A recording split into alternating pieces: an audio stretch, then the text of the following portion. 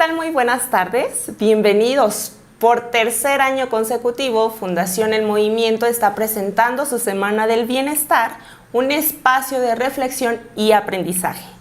Durante esta última semana de mayo tendremos conversaciones con diversos especialistas que abordarán alternativas al bullying y al mobbing. Además, vamos a platicar de cómo la educación para la paz es una excelente estrategia para combatir estos fenómenos.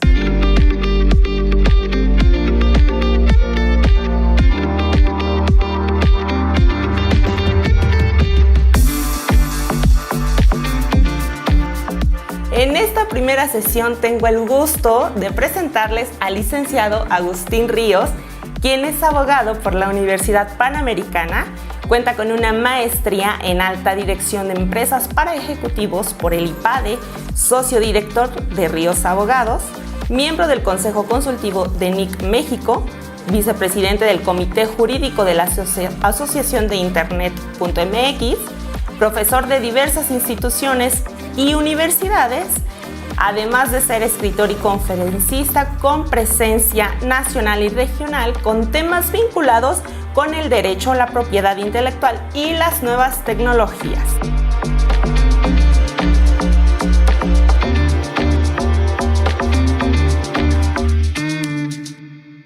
Y mucho más de experiencia que siempre nos trae cada que tenemos algún evento, algún foro. Aquí está acompañándonos. Muchas gracias y bienvenido, licenciado. Muchas gracias a ustedes por la invitación nuevamente.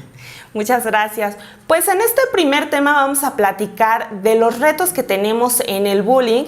Y antes nos gustaría compartirles que, como sabemos, vamos a encontrar la definición de bullying o acoso escolar de muchas formas. Así es. Aquí en la Fundación, para poderlo estandarizar, usamos la regla de las 3C, que es constante, contra alguien y con intención.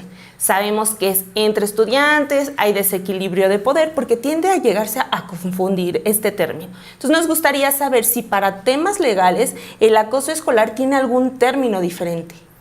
Sí, definitivamente en materia jurídica hay distintas fuentes, dentro de las cuales desde luego está la ley, la costumbre, la doctrina y también desde luego la jurisprudencia que le llamamos nosotros.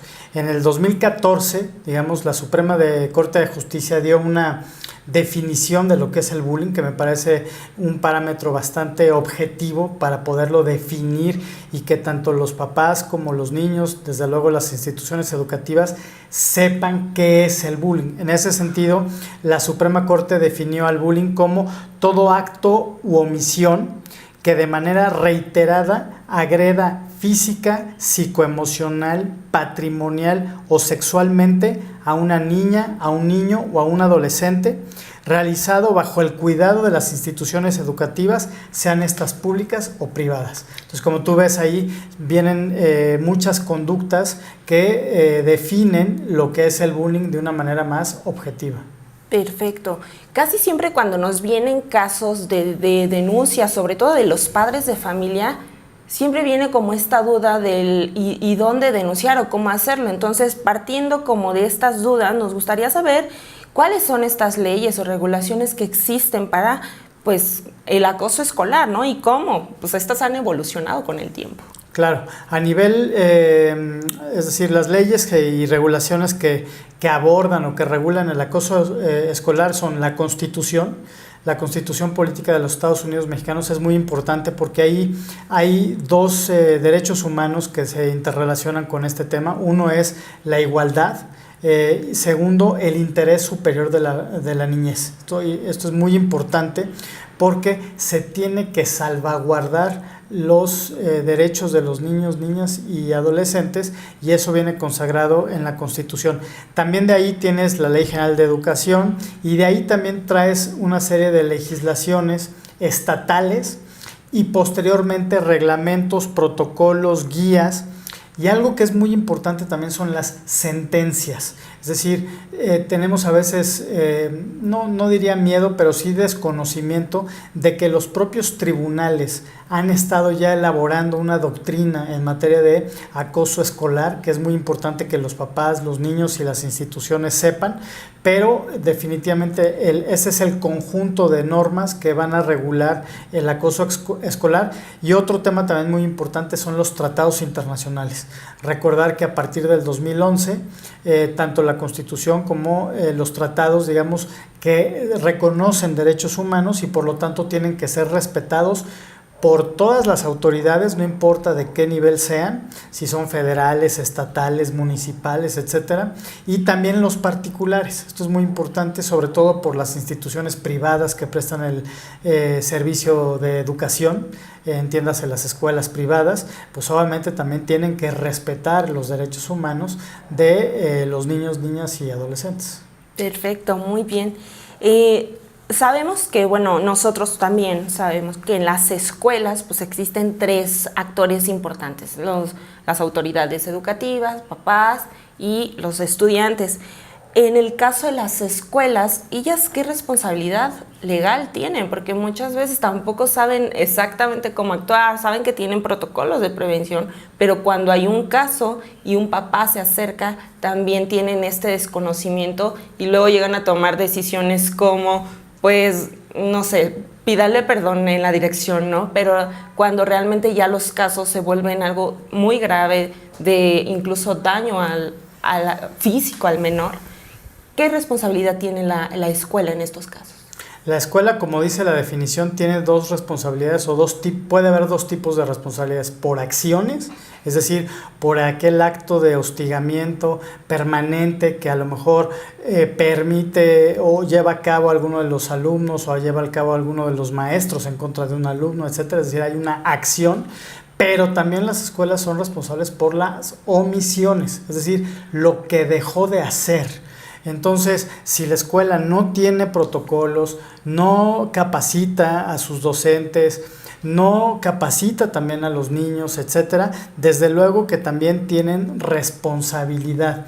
Y las escuelas tienen que entender muy bien, los papás desde luego también, que tienen una obligación de velar por el interés superior del menor. ¿Qué significa esto en términos prácticos? Que cuando se trata de niñas, niños y adolescentes, tienen un deber, así se le llama, reforzado. O sea, tienen que tener más cuidado, tienen que tener mejores medios, tienen que actuar más rápido para proteger siempre el interés superior del menor. ¿Qué significa esto?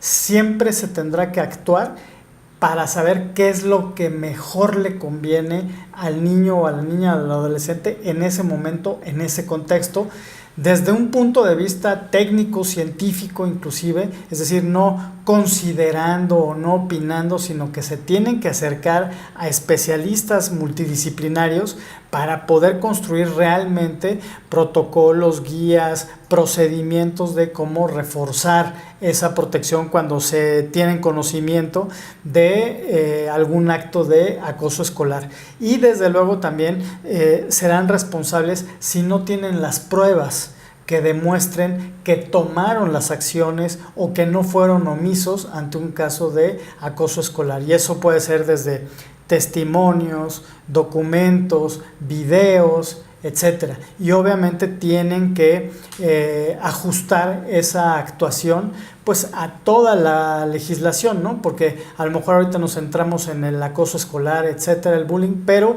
también está interrelacionado, por ejemplo, con el manejo de los datos personales, ¿no?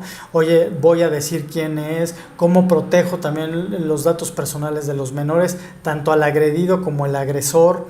Hay imágenes, no hay imágenes, cómo hago la cadena de custodia si hay imágenes, etcétera. O sea, realmente la escuela tiene que entender que para que no sea responsable o su responsabilidad sea atenuada, tiene que entender que están a cargo de niños y ellos merecen y tienen la obligación las escuelas de tener un deber reforzado para poder cumplir con estas cuestiones que tienen que acatar. Muy bien, ahorita que menciona eso me viene otra pregunta. porque nos pasa seguido que cuando nos traen casos que llegan a grabar, ¿no? Le dicen los papás, oye, graba en la escuela, pero sale otro niño o incluso un docente. Y empieza a ver como estos temas de, es mi privacidad, no te di permiso o autorización de usar mi imagen. ¿Cómo pueden abordar como esta evidencia, entregarla para hacer una denuncia, pero cuidando también la privacidad del otro, aún así, aunque sea generador de la violencia? Sí, esa es muy buena pregunta, porque hoy en día una de las pruebas más importantes pues es el video, ¿verdad? Y obviamente muchas personas, incluyendo los niños, traen dispositivos móviles, sea un teléfono inteligente, una tableta, la misma computadora, grabadoras, en fin, cualquier dispositivo que pueda tener estas capacidades. Y pues, ¿qué se requiere? La escuela debe de tener una reglamentación. Primero, de saber si las va a aceptar o no, cómo se deben usar, si se deben aportar las pruebas que se puedan recabar utilizando esos medios, permitiendo la autorización del uso de la imagen, por ejemplo. Como bien dices, en el bullying a veces cuando hay una agresión hacia una persona, hacia un niño, a una niña o a un adolescente, se graba. Entonces, pues, obviamente también hay que cuidar la imagen de las personas que están participando, porque, insisto, aún en esas circunstancias se tiene que velar por el interés superior del menor. Entonces, ¿qué es lo más sensato? Regularlo, pensar cómo van a recabar y van a resguardar las pruebas que se obtengan por esos medios, si son pruebas aportadas o generadas por los niños o fueron pruebas generadas por la propia escuela para no depender de ellos, etcétera. O sea, realmente tienen que ver y desarrollar todo un procedimiento, pero respetando también los derechos de todas las personas que están involucradas. Ok, muy bien.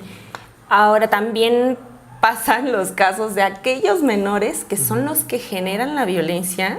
Usualmente los padres de familia, nos pasa muy seguido que quieren hacer justicia, ¿no? Voy afuera. ¿Cómo podemos también proteger a estos menores que generan la violencia para que también no sean agredidos en venganza? No, tienes toda la razón, y creo que también hay que mirar hay que voltear la mirada hacia ellos, ¿no? Porque muy probablemente no necesariamente están siendo conscientes a esa edad de la repercusión que puede tener o las consecuencias que pueden tener sus actos. Hay algunos a lo mejor que sí lo hacen con alguna intención, pero ellos siguen siendo niños y siguen siendo adolescentes y también merecen esta protección del interés superior del menor. Entonces, ahí, ¿qué es lo que sucede? Deben de tener pues psiquiatras, deben de tener profesores con una formación de cómo manejar a un niño que está siendo agresor, ya sea aislándolo en el sentido en ese momento de la conducta, hablar con él, hablar con sus papás, llevar a cabo estudios psicométricos, psicológicos, etcétera, para determinar también cómo se le puede ayudar a él para que también vaya disminuyendo o de plano erradicando desde luego la conducta. Y en ese sentido creo que también es muy importante que las escuelas estén atentos y que no estigmaticen, es decir, que no agranden, digamos, el problema, sí que lo ataquen, tampoco que lo oculten, pero que tengan protocolos de actuación para proteger tanto al agredido como al agresor. Y me parece que una figura fundamental de las escuelas tiene que ser la mediación. Desde luego que un papá cuyo hijo sufrió o hija sufrió algún acto de acoso escolar, en el sentido estricto del término, pues obviamente va a querer alguna repercusión. Yo creo que también la escuela debe de tener en su reglamentación cuáles son los distintos grados de sanción y de reparación que puede haber. Es decir, te vamos a enseñar, te vamos a llevar a una plática, vas a hacer este trabajo. Es decir, trabajos y acciones de acuerdo al contexto que se dio, porque también cada caso de acoso escolar es distinto. Es decir, tiene diferentes repercusiones, tiene diferentes contextos, etcétera. Entonces creo que también la escuela debería de tener como esos escalas o grados de actuación dependiendo las consecuencias o la gravedad del asunto. Y por último, el tema de la mediación es algo fundamental. ¿Por qué? Porque la mediación previene, porque la mediación sirve para tratar de llegar a acuerdos. Muchos papás, al menos en mi experiencia, desde luego están enojados, pero también están conscientes que son niños y muchas veces dicen, bueno, que me pida una disculpa, que vaya y tome una terapia, que se documente, que se obligue a no volverlo a hacer. Y me parece que la mediación en ese sentido es un papel fundamental para todas las partes porque permite, digamos, despresurizar y poner en un contexto real, digamos, el problema, ¿no? Sin agrandarlo y tampoco sin disminuirlo sin justificación alguna, ¿no? Sí, y además es muy importante dejar esto muy claro, porque siempre vienen los papás pensando que hay una sola solución de, tengo este problema de bullying, ¿cómo le puedo hacer? Y abordarlo siempre desde las muchas disciplinas que pueden abordarlo es importante para que los papás siempre tengan presente que no solamente o una fundación o una escuela o ellos como papás tienen todo ese poder. Qué bueno fuera que sí, pero si no, pues ya hubiéramos acabado con el bullying. Pero ahora bien, en estos casos en los que la escuela no, más bien se deslindan, porque eso también nos ha pasado mucho, sobre todo en instituciones, más bien las privadas, que tratan de proteger mucho su imagen y de no meterse en las situaciones de acoso que puedan a lo mejor afectar su imagen, se deslindan. Entonces expulsan al alumno, toman decisiones incluso de hostigamiento contra el menor.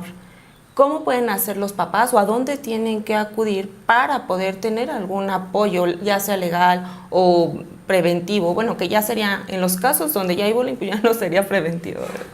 Si los papás tienen, por ejemplo, las instituciones de mediación, tanto públicas como privadas, también las propias secretarías de educación de los estados tienen también ya un grupo de personas que atienden quejas y que obviamente pueden mandar inspecciones administrativas, requerimientos de informes, etcétera, cuando uno presenta una queja. También es algo común, digamos, que se acuda a las comisiones, tanto la nacional como estatal de derechos humanos, porque finalmente también puede haber ahí alguna violación de derechos humanos. Están desde luego las fiscalías, están también diversas autoridades que, dependiendo la conducta, pues pueden tener conocimiento y pueden tomar acción. Mi sugerencia es que hagan un test o un examen para determinar primero si realmente existió el bullying o el acoso hacia la víctima, si realmente hay un daño, tanto físico como psicológico, y de preferencia que lo puedan soportar con pruebas.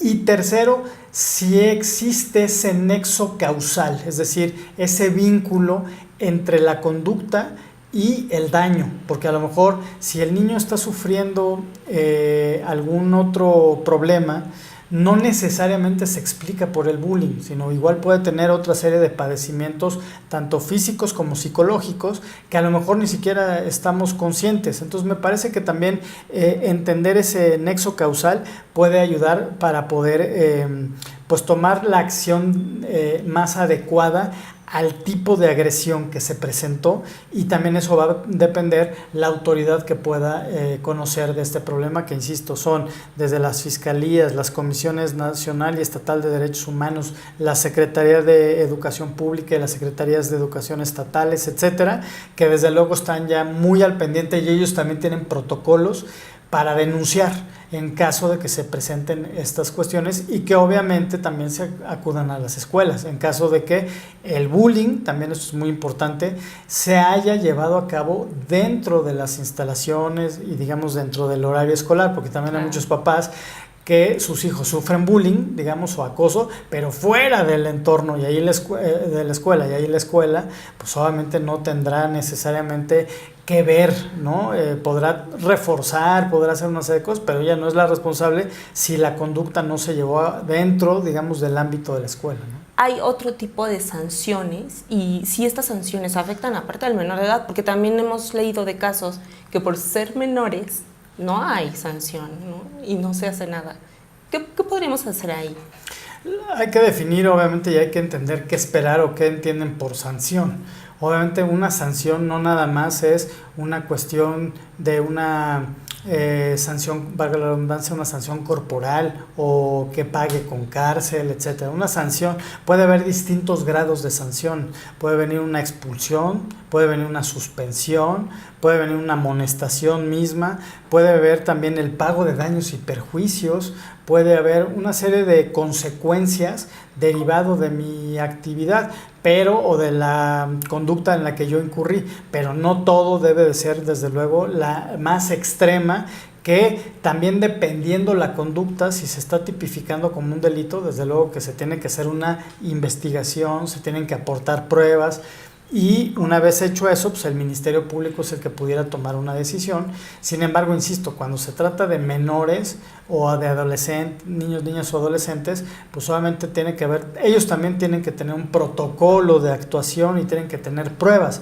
No basta con la queja de la mamá o del papá, etcétera, sino se tiene que llevar a cabo una serie de actos, y no también se podría provocar que haya una sanción o que haya una consecuencia sin estar plenamente demostrada la conducta, y eso afecta otro derecho, que es el de la presunción de inocencia, ¿no? Entonces, por eso me parece que las pruebas son muy importantes, y entre más objetivas, idóneas sean estas, pues definitivamente podrán aportar para llegar a la verdad de lo sucedido. Fue una pelea, fue una molestia, realmente es una agresión constante, realmente estamos ante un tema de acoso. Y sin duda las alertas tempranas son muy importantes, ¿no? Porque como tú dices, pues obviamente el suicidio y actos ya mucho más severos pudieron haberse a lo mejor prevenido en un momento dado, de haber tomado actuaciones más tempranas y mejores, ¿no? Y cuando hay esta incitación hacia el menor a través de las redes sociales, por ejemplo, casos, para no sonar tan fuertes como de quítate la vida, no deberías de estar aquí, nadie te quiere porque eres feo, entonces hace que el menor solo se autolesione. ¿Ahí se puede hacer algo o no?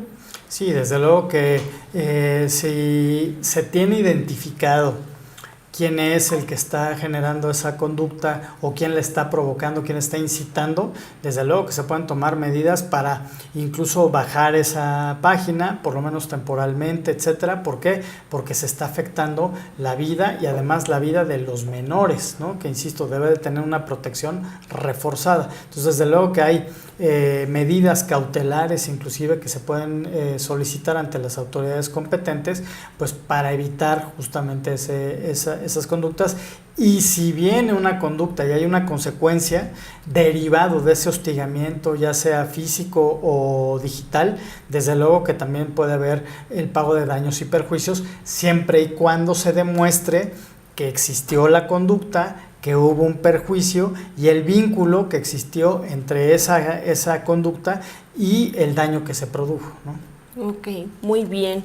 Ahora, sabemos que cuando se le tiene que dar atención a los menores, es importante no solamente enfocarnos en aquellos menores que están siendo afectados, que sufren el bullying y quienes lo generan.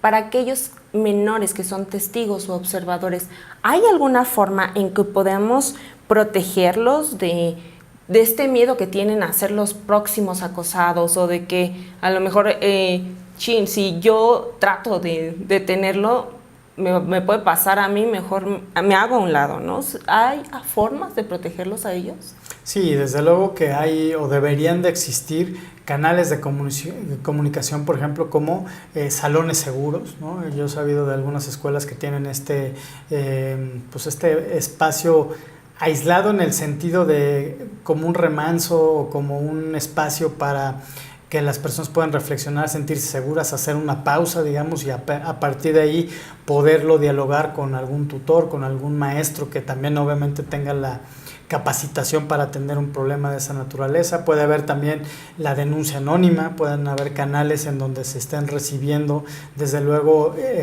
todo tipo de denuncias, obviamente haciendo la aclaración que tienen que ser pues serias, etcétera, y ya también la institución pues tendrá que ir viendo qué tipo de reclamación está recibiendo, si merece la pena la atención, si está fundada o no, o si es una broma, como se dice coloquialmente. Pero me parece que todo eso depende de la capacitación y de las medidas preventivas.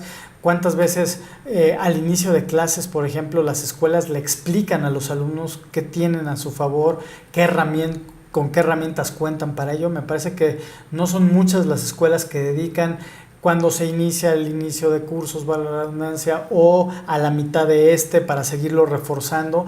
Y sin duda la presencia de profesores y de la confianza que se vayan generando y ganando con los alumnos va a ser muy importante, sobre todo también entendiendo que no se les tache de cómplices, por ejemplo, o de encubridores, sin adjetivos de esa naturaleza. Simple y sencillamente, si tú estás viendo que alguien está siendo agredido y tienes temor, bueno, denúncialo, acércate con una persona, incluso poner a una persona pues identificada por los demás alumnos para que puedan acercarse y tomar ese tipo de decisión en cuanto a decir qué es lo que están viendo, ¿no?